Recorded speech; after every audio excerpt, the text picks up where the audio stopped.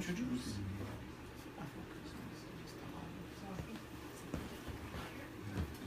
So welcome to our Facebook friends, and welcome to everybody for our wonderful message this morning. So this is what the talk is going to be on, and then I will introduce Reverend Ed. So Centers for Spiritual Living is doing, the theme for this year is Values-Based Living for 2017. It's based upon the shared values of the organization. And this month's theme is Education and Continuous Improvement. Good morning, everyone. Good morning. Welcome to CSL Greater Boston, and hello out there for all of the people viewing this live stream. So, our talk this week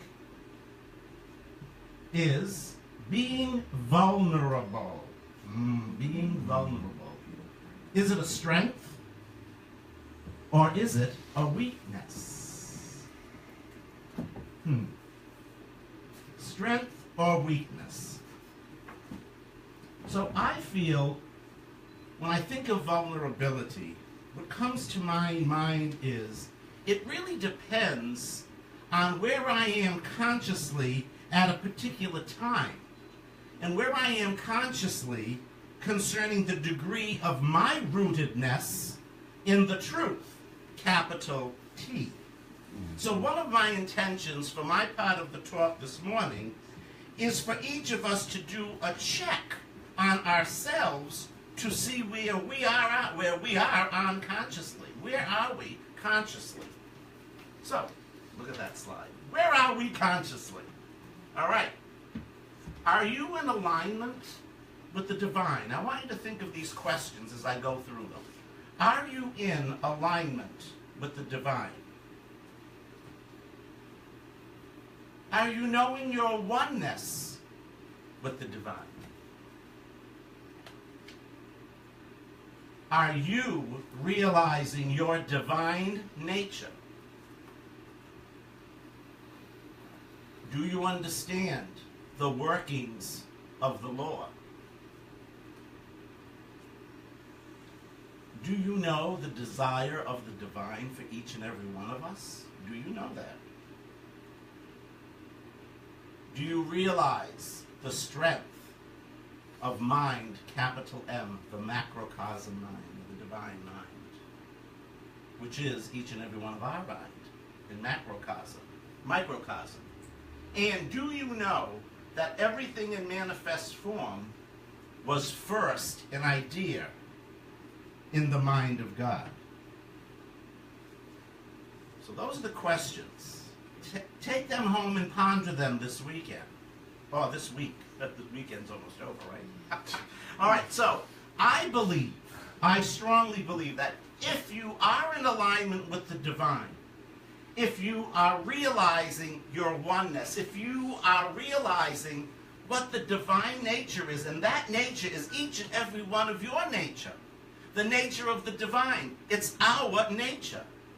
And then if you understand the workings of the law, and if you know that the divine wants the best for each and every one of its creations, and we're all each of its creations. And then again, knowing the strength and realizing the strength of the mind, I believe when you come from this, when you are rooted in the truth, capital T, then this will bring us to a place of realizing and understanding that God wants for everyone the freedom, a life of acceptance, a life of love, a life of prosperity and abundance, and the divine, that flow of the divine is always present for each and every one of us. So each of us are called really to live life fully, to live life in a courageous way, to live life wholeheartedly. Now, I like the word wholeheartedly. What does that mean? What does that mean? Living wholeheartedly means being fully comfortable, being fully sincere and enthusiastic and energetic. And this is accomplished See? By being vulnerable. Vulnerability. So I found this definition of vulnerability. Can someone read that, please, loudly?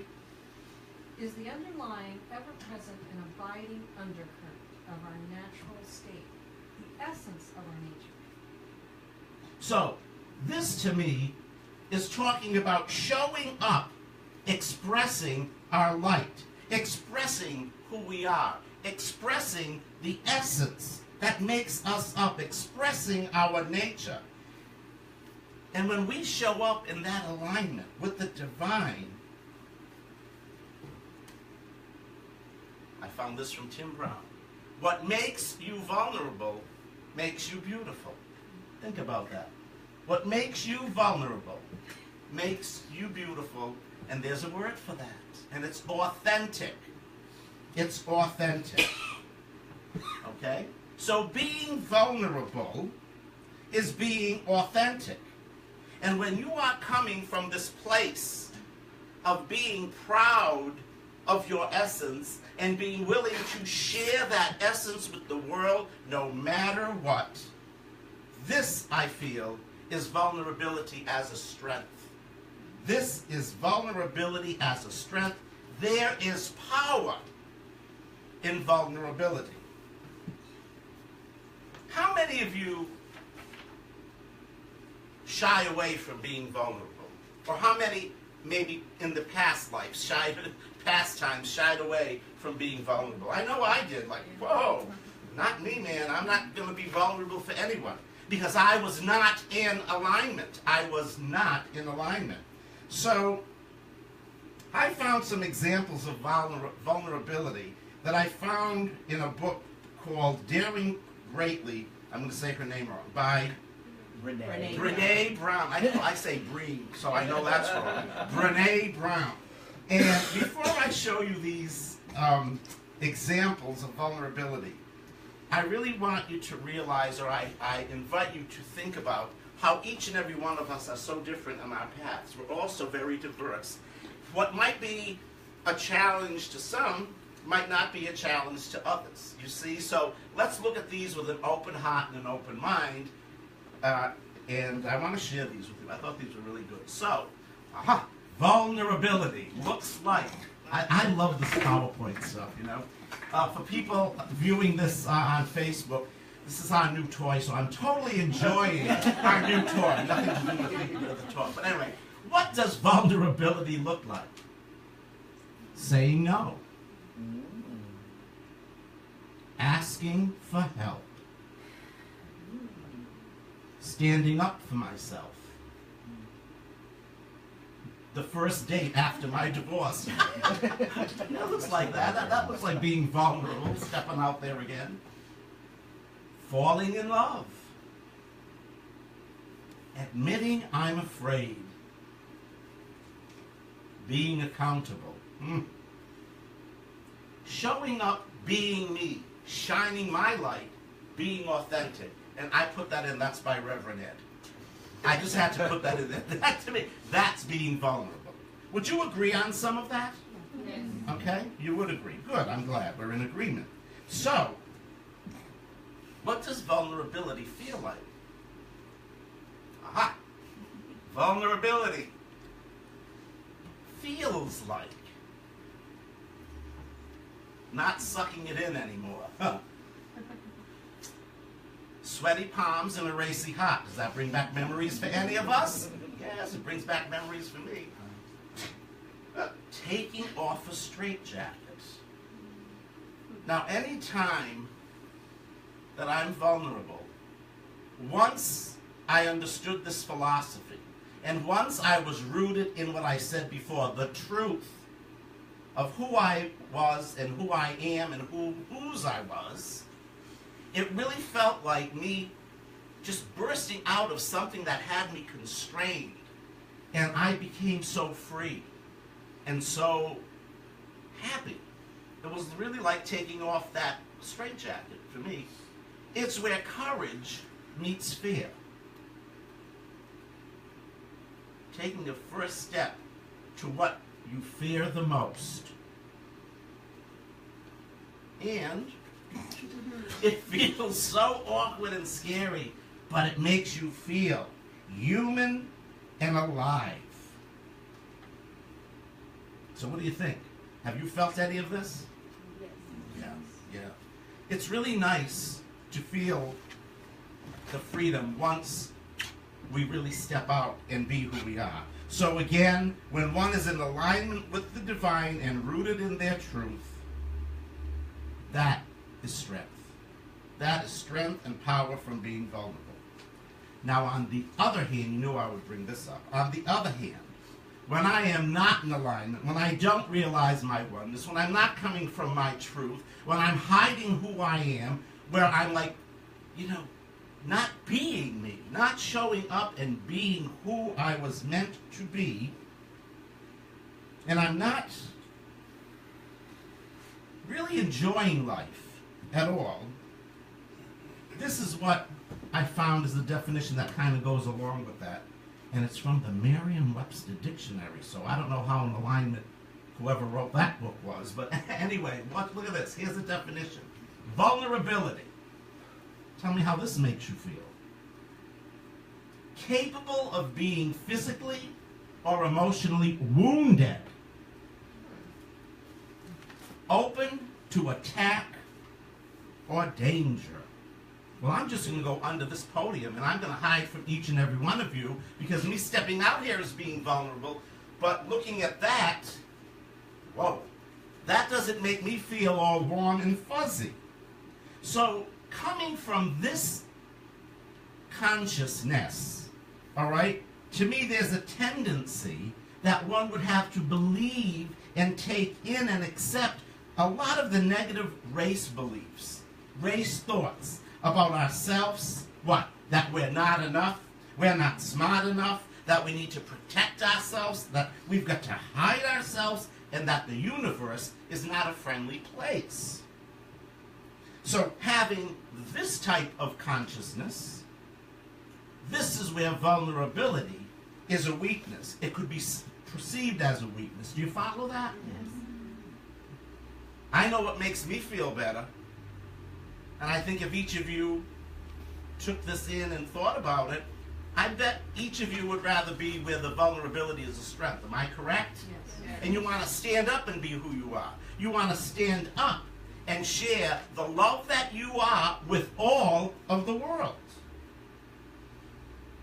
So just breathe that in. Breathe that in, because you all have a choice. You have a choice of perceiving it any way you would like. And my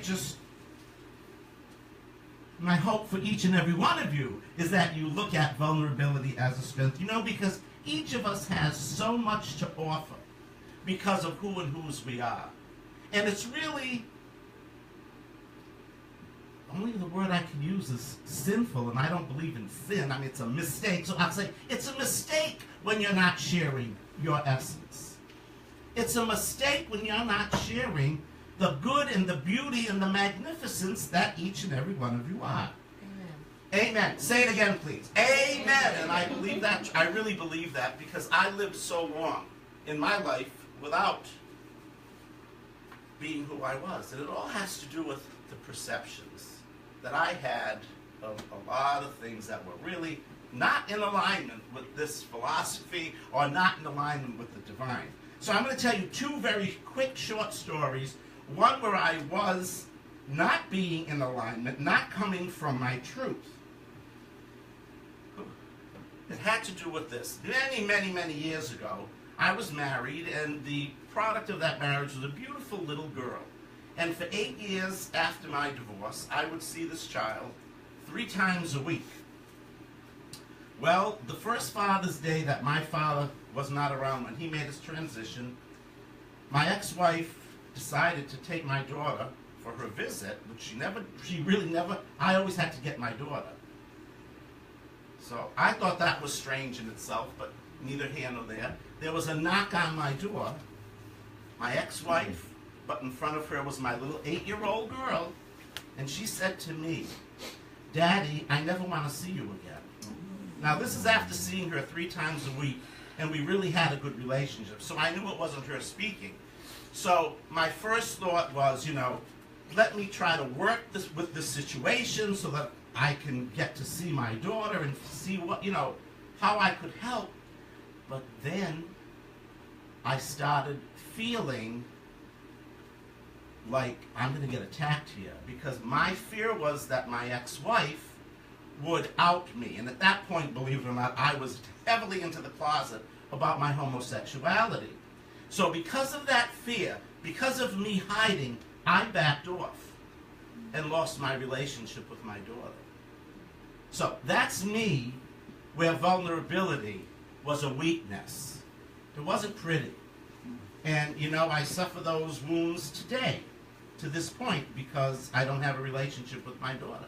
And she has two kids, and I have 2 grandchildren I've never seen. So vulnerability was definitely a detriment at that point when I backed off, and it was a weakness. Now, let me tell you the strength of being vulnerable or being authentic. I think those words go hand in hand. It was at Rev G and mine, our installation that many of you were at, and I will never forget that evening. It was so beautiful. But here's what happened, and it kind of even took me by surprise. The DJ, Chrissy, said, well, we have a request from Rev G to Rev Ed. So I wonder what's going on. So anyway, he had her play, he set this all up, a song that we danced to at our wedding. Then he came to get me to dance with him. Okay, I'm not ashamed of who I am, but like, whoa, okay. So we started dancing, and here's what happened. Most everyone in that installation grouping circled us. And the love that was felt from that circle, through that circle, was overpowering in such a beautiful way. And I said to Rev G as we were dancing, breathe, I said, who would have ever thunk that you and I, 2 gay men, would be dancing arm in arm in front of our congregation and being so honored and respected and had that love feeling from everyone. And that to me, where vulnerability is a strength, because what we experienced, right, Rev G? I will never forget that. So, it's all up to you, my friends. Take vulnerability, take authenticity, and do what you want with it. And my hope for each and every one of you is that you will definitely use vulnerability as a strength. Thank you.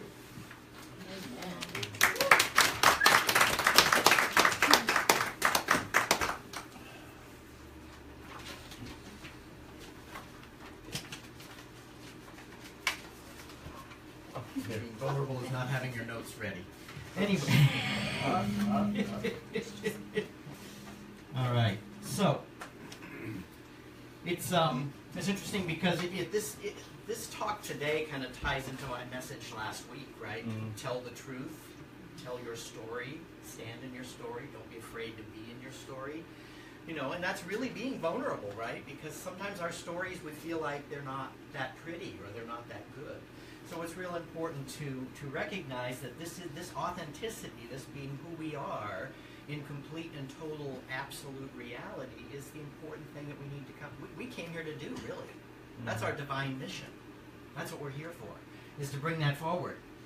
So it was interesting that when Rev Ed showed those different things, that he put falling in love up there, because I think falling in love, for me, my story around falling in love and loss is a powerful recognition of vulnerability, is a place where I was extremely vulnerable.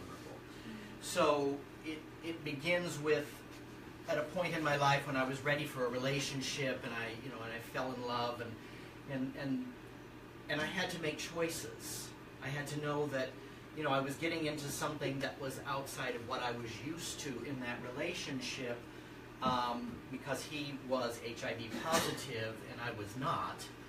But I chose to say, yes, I'm going to be vulnerable and be in this relationship. And that was Dustin Brown. And Dustin Brown brought to me so many gifts, because out of that vulnerability, I received the blessing of this teaching. He understood metaphysics, and he was a student of that, and he brought that to me. He brought that to my life. And we lived a very full life in about 2.5 years before he made his transition. So I could have at that point said, oh, I'm not going to take that chance again, right? But there was a part of me that said, I'm meant to love again. I'm meant to be in love again. There's nothing wrong with that. And that's when Jose showed up in my life. So Jose brought to me many gifts of actually being able to experience having a family, or being like an adult in a family, like being a father figure to his niece who came and lived with us along with his sister. And so that was the gift that I got from that, as well as to be able to speak Spanish, to learn a new language, to get more. So in that vulnerability of being willing to love again, I was able to receive all of these gifts. So if we're not vulnerable, we sometimes don't get the gifts. We don't receive the gifts that the divine has for us. So that willingness to be vulnerable in that relationship. So after Jose made his transition, which was probably around 6 years later, I could have chosen to say, no, I can't do this again. And if I hadn't, I wouldn't have had Rev Ed. If I hadn't have been willing to be vulnerable. And that brought a whole new set of gifts, set of abilities for me to grow into a greater place. Now in his family, I'm known as the Black Widow. And he won't eat my soup, which actually is a running joke in the family. You know, it's like at our wedding, they had the soup course come around, and a cousin of his who knew the story of the soup, which I don't know where the story of the soup came from. It came from me. It came from you. Yes, that's right. Yeah. Anyway, so you know, they're walking around giving out the soup, and she looks at me. We're sitting at the sweetheart table in the front of this reception, and she looks at me as they're handing her the soup. She goes, "Is this the soup?" But it's that willingness to be vulnerable and to be unafraid of the fact that this is my history. This is who I am. This is where I've been. And I have been so blessed by every relationship. I have been so blessed by the different things that have come into my life. So I just wanted to share that story because I thought it was a powerful way of me saying, you know, that this is a strength. And so how do we find the strength in that? I think the first thing when it comes to finding the strength in vulnerability is to remember that there is a magnificence that is ever available as our first cause. A magnificence is available to each and every one of us as our first cause. And the first cause is the divine reality. It's the one mind. It is magnificent, and it desires to experience its magnificence through and as us. So we need to live in that magnificence. We need to be willing to be a part of that magnificence. And the second thing is that we need to look for the false beliefs that have let us be in a cloud of non-reality. Yeah. And once we find those, we need to lovingly let them go. Don't need to be angry about them. That's a big thing. I always say, you know, it's like when we find the weeds in the garden of our mind, we don't get angry at them and go, oh, I hate these weeds, and pull them out, because what's happening is I'm putting the energy on the weed, and that's what I don't want in my life. So I can just say, oh, look, a weed. You no longer belong here. And then I can go to what I do desire. So I can focus on what I do desire. So I think that's an important thing to recognize. Now, Ernest Holmes reminds us in this wonderful quote, if one would take time once a day at least to let go of all that is not true and lay hold of reality, notice it's the capital R, reality. Let go of doubt, distrust, worry, condemnation, and fear, and lay hold of life with a capital L. In its expressions of beauty, truth, wholeness, his mental congestion would be healed. Would you agree? Yeah. Has anyone ever experienced that when they take the time to do this in their life, that there is like a healing that takes place? It's like the veil gets lifted on whatever the situation is. And that is being vulnerable. If I'm willing to every day look at my life and see what it is that I need to know. So this calls me back to those questions that Ed shared with us earlier. And I think it's important to just go through these because I think it's a great way for us to recognize. So, am I in alignment with the divine? That was the first basic question of what he had asked. And I think that that's an important question to ask. And how do I do this? How do I get in alignment with the divine?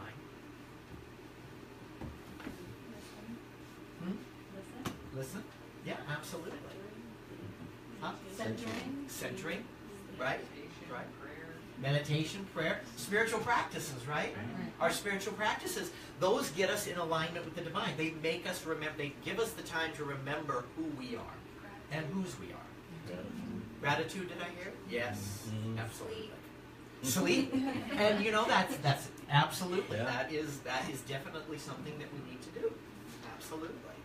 So in this alignment, do I remember my oneness and my divinity?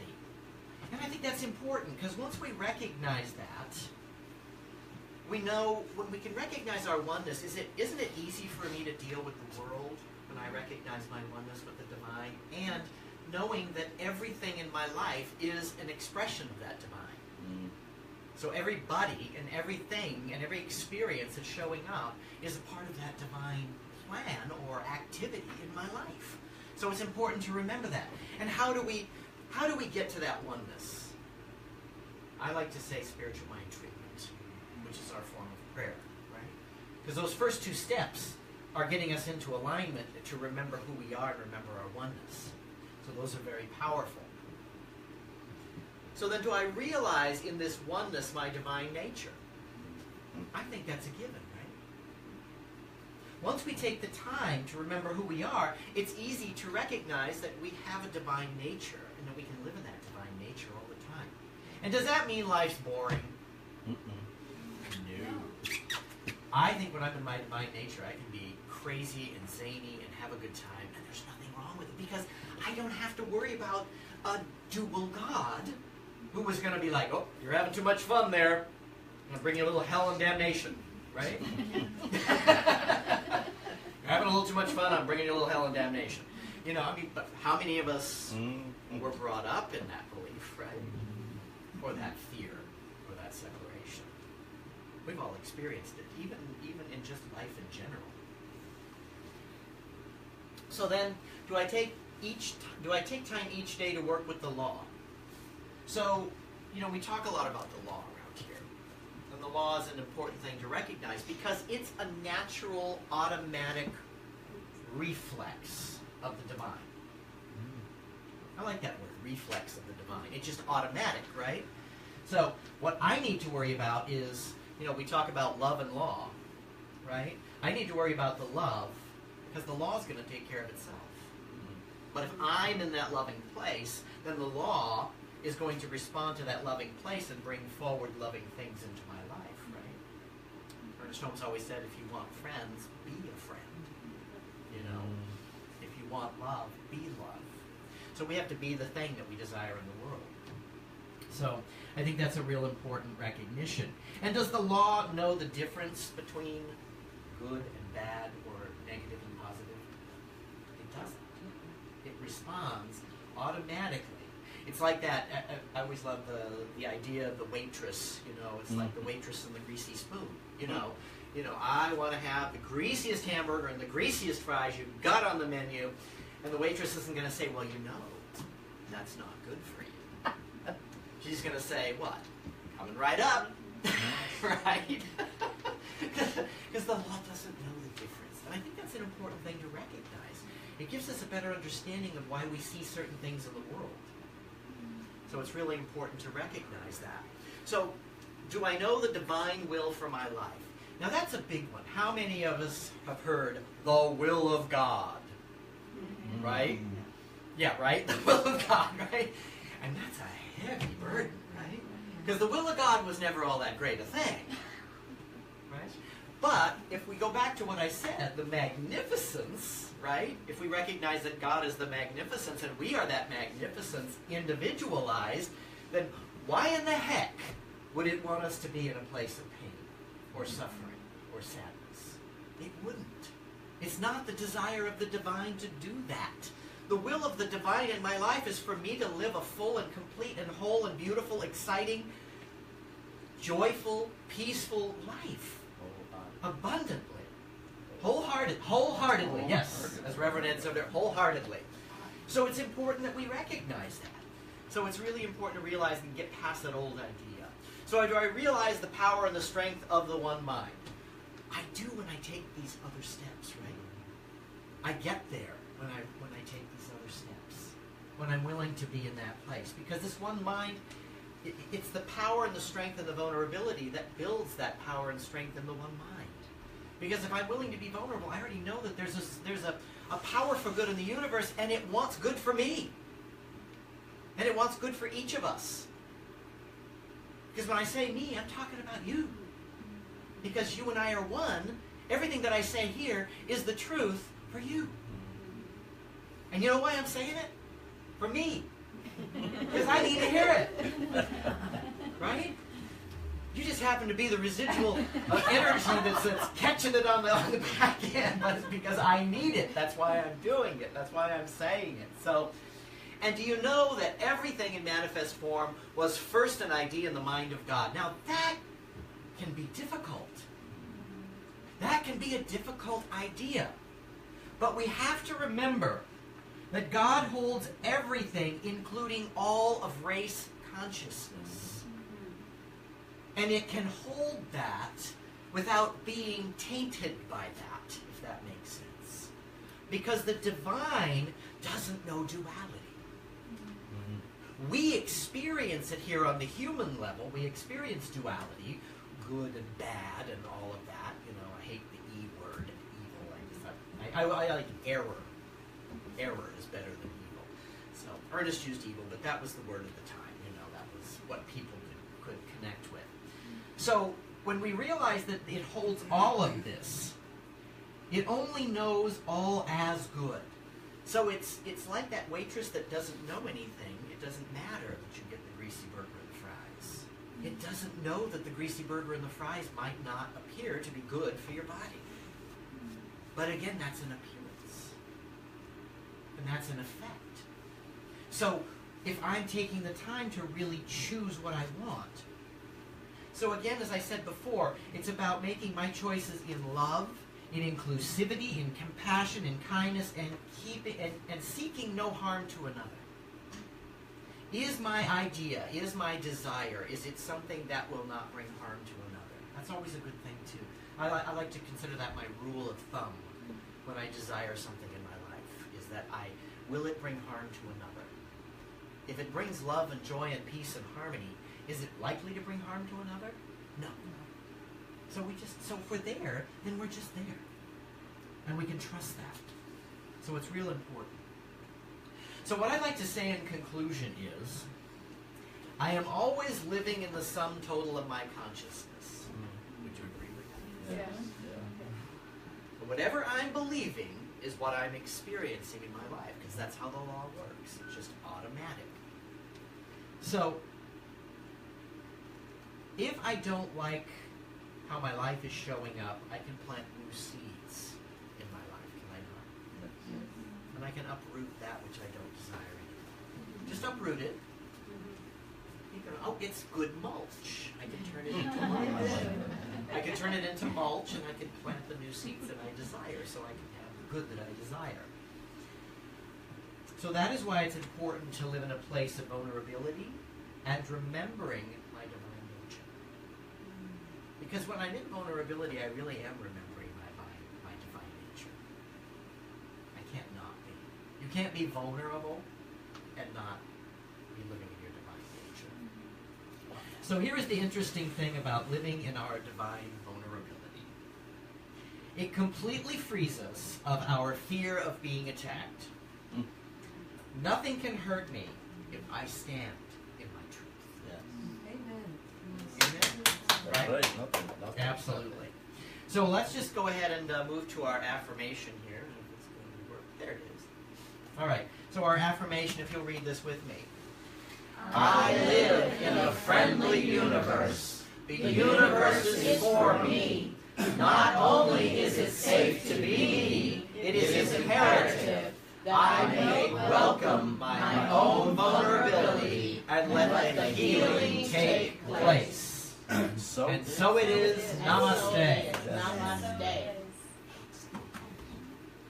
Thank you, Rev G. Thank you. Yes.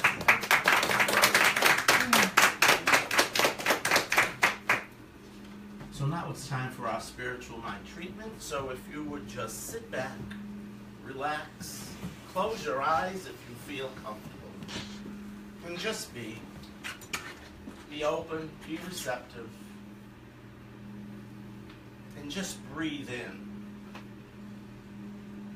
all the magnificence of God.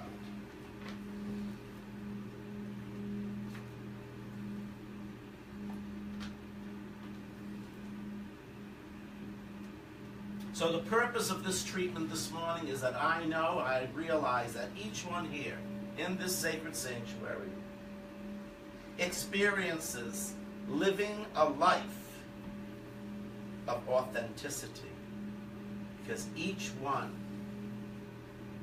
works at practicing to be in alignment with the divine through their spiritual practices. So coming from that purpose, I know that there is one absolute, infinite energy, one creative power, one sustainer of all, one giver of all, one doer of all, that I call the divine, that I call the thing itself, that I call God. This energy, this vibration, has its own nature. And that is the divine flow of good. And it manifests in love and compassion and joy and abundance and perfection and prosperity, in humor. That is the nature of God. And there is absolutely no place that God is not. God is in, through, and as everything. It is all God. It is all good. It is all very, very good. And I am a child of this energy. I am inseparable from this force, this vibration. I am one with this vibration. And as that is my truth, that is the truth of each and every person here and throughout the cosmos. Each one is inseparable from the divine. Each one is one with the divine, of the divine, interconnected with each other. Each one experiences that energy from each other, to each other, as each other, through each other. And I now speak the word for all here, that I know and I realize that as each one becomes more and more in alignment with their Maker, becomes more and more in alignment with the divine, that each one shows up authentically. I see each person here being, showing up, and sharing their divine nature with the universe, sharing their love, sharing their joy, sharing their compassion, sharing their kindness. Because that's all that can be, because that is what each and every one is. Each one comes from living their essence, the God essence within. And I see smiles on people's faces. I see people showing up everywhere in their life, being who they are. What a joy and what a gift each one is to the universe, to each other, and to themselves. And I am so grateful that I know this truth. I am grateful I hold the container of this truth. And I am grateful that I know what I know, that I know that I know what I know. I am so, so full of gratitude for the beautiful divine expressions that I see every day. Every day. I see God in so many So many diverse expressions. What a beautiful, beautiful experience. That's what I'm grateful for. Each and every one of you and other people in this world who are not here today, but are here in energy. And I release this prayer into the law of cause and effect, knowing that this is done in the mind of God. Therefore, this is done in each and every one's mind here today. I say amen to this. Please join me in saying, and so it is.